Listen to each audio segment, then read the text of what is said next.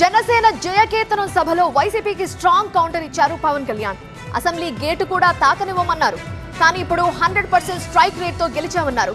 Party పెట్టాలంటే నాన్న CM కావాలా, మర్డర్లు చేయాలా అంటూ సెటైర్లు వేశారు.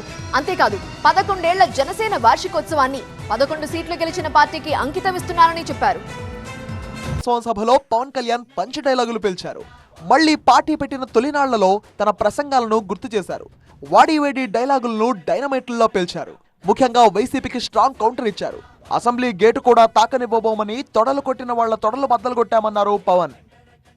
ఈ ఎన్నికల్లో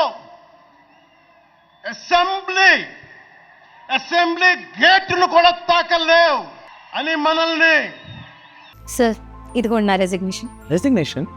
ఎందుకు? నేనే జాబ్స్ ని క్రియేట్ చేసి బాస్ అవ్వాలనుకుంటున్నాను. ఎలా? బాస్ వాలా బీ ద బాస్.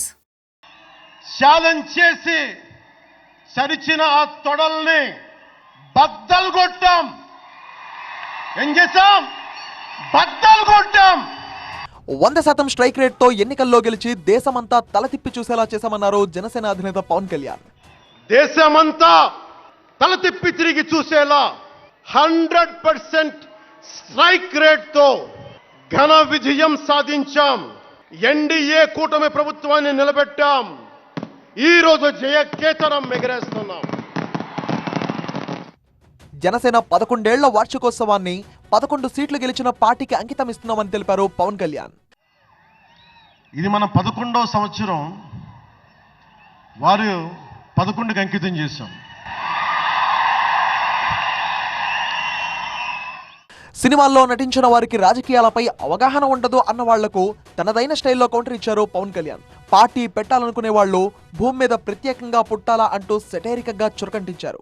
పోనీ పార్టీ పెట్టాలి అంటే నాన్న ముఖ్యమంత్రి అయి ఉండాలా, మావయ్య కేంద్ర మంత్రి అయి ఉండాలా, బాబాయిని చంపించి ఉండాలా అని ఎక్కడ రాసిలేదు కదా. జనసేన 11వ వార్షికోత్సవ సభలో ఒకవైపు జనసేన నేతలు కార్యకర్తలను అభినందిస్తూనే మరోవైపు వైసీపీకి గట్టి చురకలంటించారు పవన్ కళ్యాణ్.